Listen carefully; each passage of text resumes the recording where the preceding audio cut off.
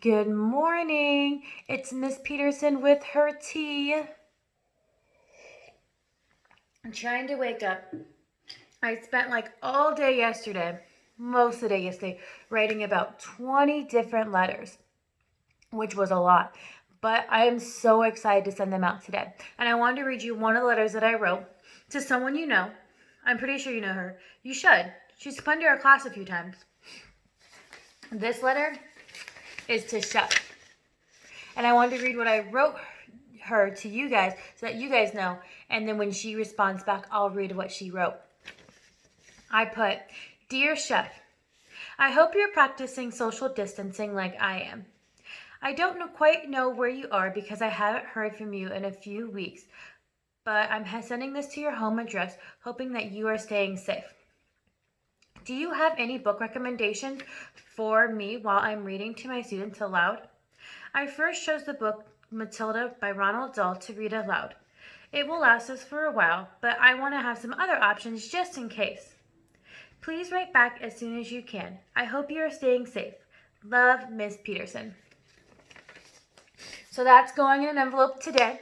I'm sending it out with these super cool T-Rex stamps. I think they're so cool. And I should probably hear back in a few days from Chef. Last I heard, she was in the United States. She was down in Missouri, but I haven't heard from her in a few weeks. So I'm sending this to her home address, hoping that she is staying home, staying safe. She's probably not seeing a lot of schools right now, and a lot of kids, because a lot of schools are canceled, not just ours. So really hoping to hear back from her. Today, what I think I'm going to do, and this might sound a little less fun, but I think I'm going to do my laundry today. I haven't done it in a little bit. So I'm going to do some chores around the house, including laundry. I'm going to wash it, and then I'm going to dry it. And then I'm going to fold and put away all of my laundry so I have clean clothes for the whole week. I also probably need to do some dishes. So yesterday was more fun with all the letter writing. Today, I think I'm going to do some chores. Do you guys do chores at home? Maybe you guys can pick a chore to help around the house, because you guys are living there and probably making a little bit of a mess. I know you guys make a mess in my classroom, so I hope that you guys are being helpful at home and cleaning up at home too. So let's get back to our read aloud. We started yesterday reading Matilda by Ronald Dahl. And what we read yesterday was that we learned that Matilda was the youngest kid of her family, and she had one older brother named Michael. Michael went to school, Dad went to work, and her mom went to bingo every day. On those days, Matilda would walk herself to the library, and she read books for hours and hours until Mrs. Phelps, the librarian, told her that she could check out books.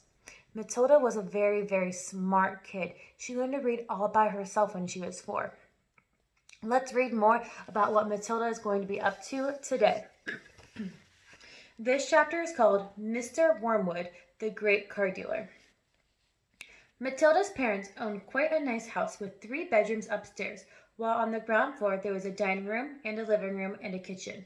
Her father was a dealer in second-hand cars, and it seemed he did pretty well at it. Sawdust, he would say proudly, is one of the greatest secrets of my success. It costs me nothing. I get it for free from the sawmill. What do you use it for? Matilda asked. Ha! Said the father. Wouldn't you like to know? I don't see how sawdust can help you sell second-hand cars, Daddy.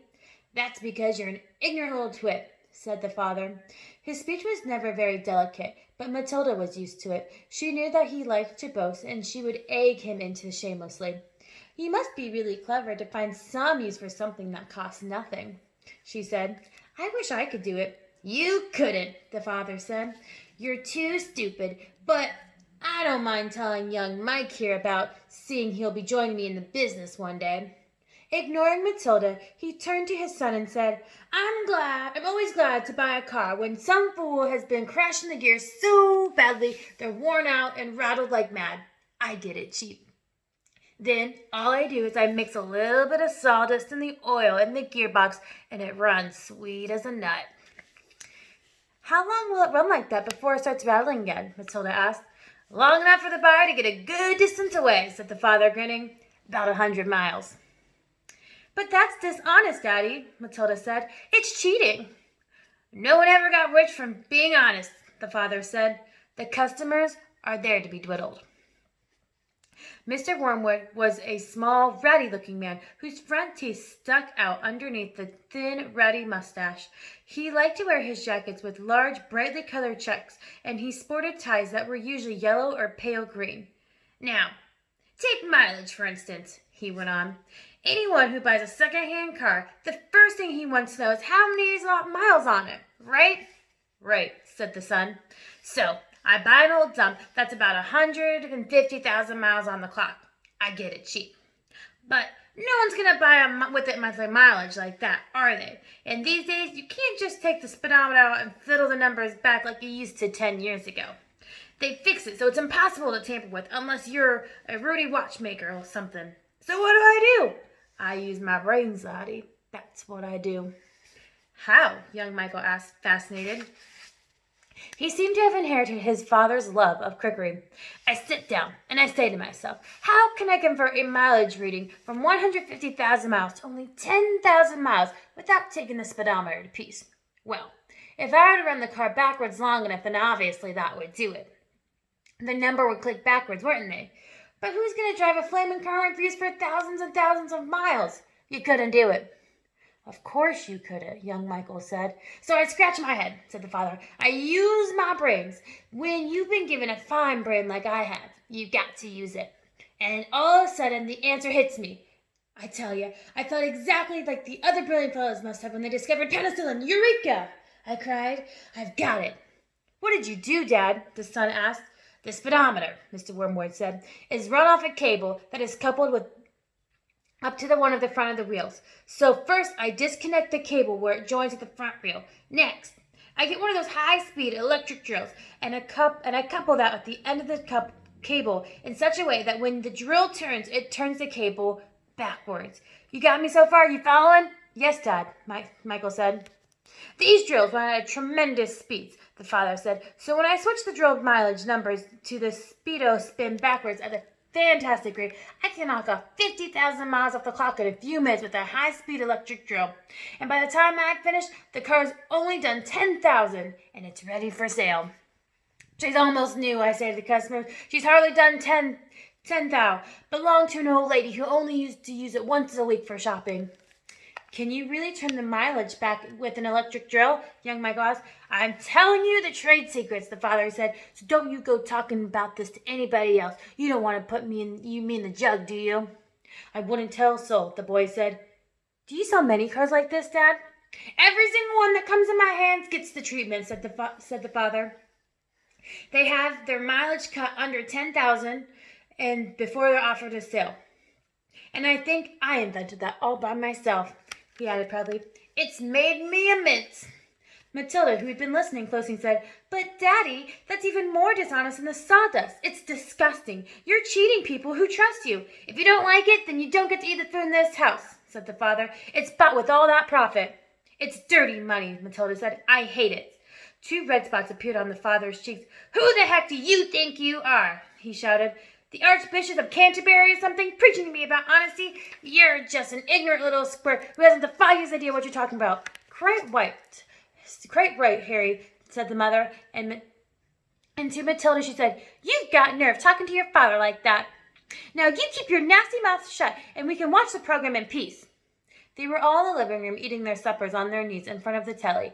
The suppers were the TV dinners in the floppy aluminum containers with separate compartments for stewed meat, the boiled potatoes, and the peas.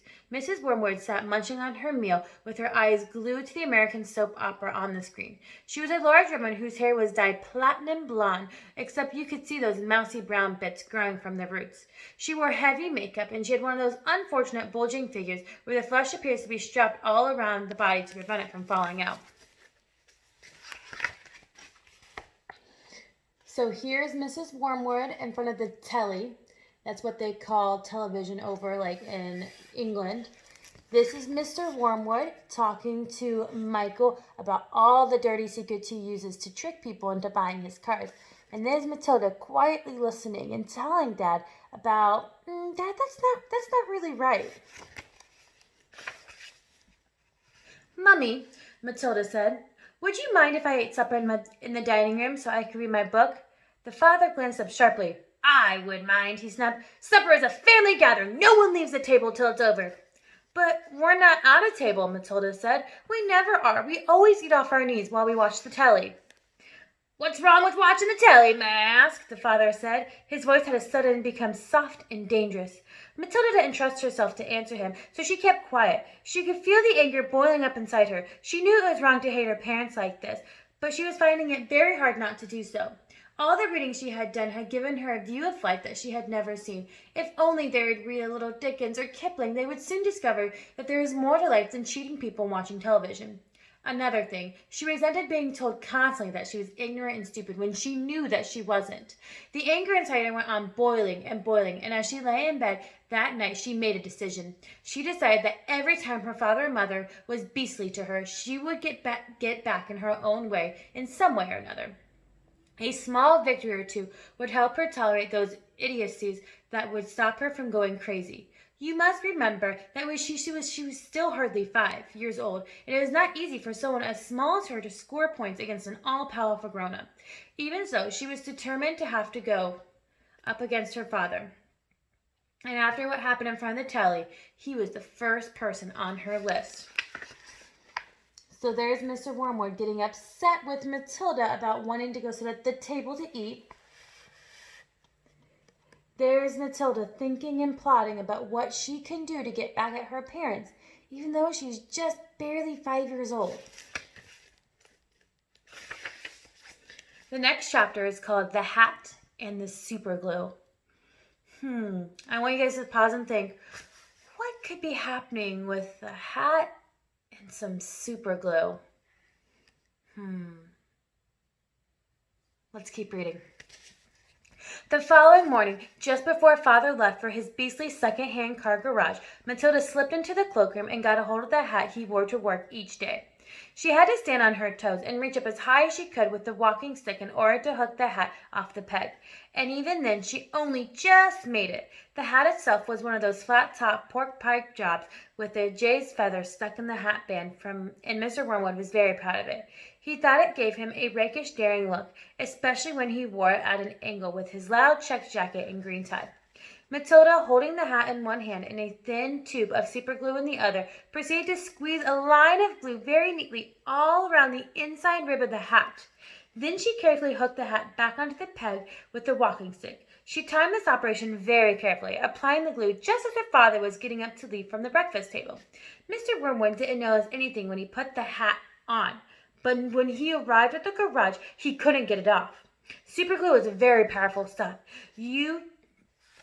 So powerful that it'll take your skin off if you pull too hard.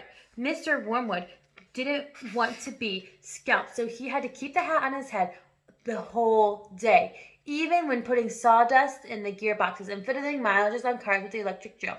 In an effort to save face, he adopted a casual attitude, hoping his staff would think that he had actually meant to keep his hat on all day, just long enough, just for the heck of it, like gangsters do in the films. So here's Matilda taking a cane to reach her dad's hat. She put a little bit of super glue around it and stuck in his head all day. When he got home that evening, he couldn't get the hat off. Don't be silly, his wife said. Come here, I'll take it off for you. She gave the hat a sharp yank. Mr. Wormwood gave it a yell and that rattled the window panes. Ow! He screamed. Don't do that. Let go. You'll tear half my skin off my forehead. Matilda, nestling up in her usual chair, was watching the performance over the rim of her book with some interest. There's Mrs. Wormwood trying to help Mr. Wormwood, but it's not going so well. What's the matter, Daddy? She said. Has your head suddenly swollen or something? The father glared at his daughter with deep suspicion, but said nothing. How could he? Mrs. Wormwood said to him, It must be super glue. It couldn't be anything else. That'll teach you to go playing around that nasty stuff like that. I expect you're trying to stick another feather in your hat. I haven't touched the flaming stuff, Mr. Wormwood shouted. He turned and looked again at Matilda, who looked back at him with large, innocent brown eyes. Mrs. Wormwood said to him, You should really read the labels on the tubes before you start messing with dangerous products. Always follow the instructions on the label. What in heaven's name are you talking about, you stupid witch? Mr. Wormwood shouted, clutching the brim of his hat to stop anyone from trying to pull it off. Do you think I'm so stupid I glued this thing to my head on purpose? Matilda said, there's a boy down the road who got into some super glue on his finger without knowing it, and he put his finger up his nose. Mr. Wormwood jumped. What happened to him? He sputtered. The finger got stuck inside his nose, Matilda said, and he had to go around like that for a week. People kept saying to him, stop picking your nose, but he couldn't do anything about it. He looked like an awful fool. Served him right, Mrs. Wormwood said. He should have been putting his finger up there in the first place. It's a nasty habit. If all children had super glue to put on their fingers, they'd stop doing that. Matilda said, grown-ups do it too, Mummy. I saw you doing it yesterday in the kitchen. That's quite enough from you, Mrs. Wormwood said, turning pink. Mr. Wormwood had to keep his hat on through supper in front of the television. He looked ridiculous, and he stayed very silent. When he went to bed, he tried again to get the thing off, and so did his wife, but it wouldn't budge. How am I going to have a shower? He demanded. You'll just have to do without it, won't you? His wife told him. And later on, as she watched her skinny little husband sulking around the bedroom with his purple striped pajamas and the pork pie hat on his head, she thought how stupid he looked. Hardly the kind of man a wife dreamed about, she told herself. So here's a picture of the boy who got his finger super glued up his nose. That's why we don't pick our nose. Always use your tissue and always wash your hands afterwards. That's gross. And here's a picture in Mr. and Mrs. Wormwood's bed. He's still wearing his hat and his jammies. Mr. Wormwood discovered the worst thing about having a permanent hat on his head was having to sleep in it. It was impossible to lie comfortably on the pillow. Now stop fussing around, his wife would say to him after he had been tossing and turning for an hour. I'd expect it will be loose in the morning, and then we can slip it off easily. But it wasn't loose by the morning, and it wouldn't slip off. So Mrs. Wormwood took a pair of scissors and cut the thing off his head, bit by bit. First the top, then the brim, where the inner band had stuck to the hair all around the sides and back. She had chopped off the hair right off the skin so that when she had finished, the bald white ring around his head was like some sort of monk. And in the front, where the band had stuck directly to his bare skin, there remained a whole lot of patches of brown leathery stuff that no amount of washing could get off. At breakfast, Matilda said to him, You must try to get the bits off your forehead, Daddy. It looks as though you have little brown insects crawling all over you. People would think you have lice. Be quiet, the father snapped. Just keep your nasty mouth shut, will you? Oh, no, it was the most satisfactory exercise, but it surely was too much to hope he had taught her father a permanent lesson. So in the morning, Mrs. Wormwood cuts the hat off, but she can't get everything, so he looks a little ridiculous over here at breakfast with Matilda. And that is where I'm going to end today. Please be careful. Don't get into any super glue like Matilda, but be thinking about how Matilda's parents treat her. Is that a way that you would want to be treated? I will see you guys tomorrow, and we'll read more about other mischief that Matilda gets into, and I'll have another cup of tea to get through so that I can wake up and start my day. Have an awesome day.